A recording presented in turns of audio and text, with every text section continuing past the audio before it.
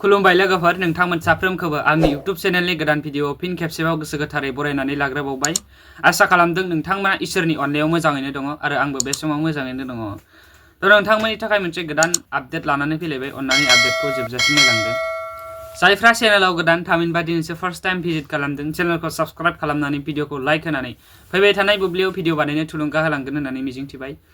आरो भिडिअखौ जेसेबांनो हायो एसेबांनो शेयार खालामनानै हो जाहाथे बयबो थुनलाइ मोजां मोनग्रा बर' रायजो राजाफोरनि आखायाव सहैनो हायो बे भिडिअआ। आरो भिडिअखौ फुल नायजोब बेनि उनाव कमेन्ट खालामनो दाबाव। दानिया फैदो मेन आपडेटआव थामहिनबा गुबै बाथ्रायाव।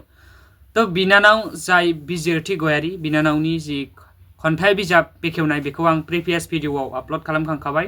बिथांनि बिजाब बेखेवनाय हाबाफारिखौ नोंथांमोना जायफ्रा नुवाखै बिनानावनि बिजाब बेखेवनाय हाबाफारिखौ नोंथांमोना आंनि बे भिडिअनि डिसक्रिपसनाव थां आरो कमेन्टआवबो पिन खालामनानै होखादों बे भिडिअखौ नायहै। आरो बिनानावानो दोंसे खन्थाइबो आवरायदोंमोन। बे खन्थाइ आवरायनाय भिडिअखौ आं बेवहाय होफादेरनाय जायासै बावगारनानै, बेनि थाखाय आं निमाहा बिबाय। बेवहाय आं बे बिनानावनि खन्थाइ आवरायनायखौ होफाबाय।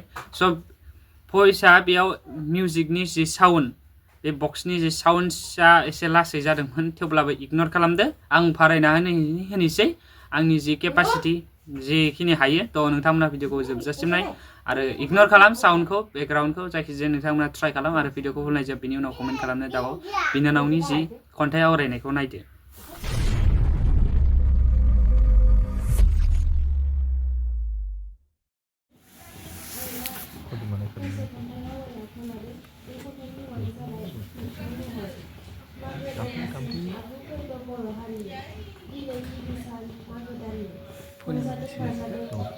भलिउमा लासै जादों। सपन माइक्र'फननि भलिउमखौ होदो।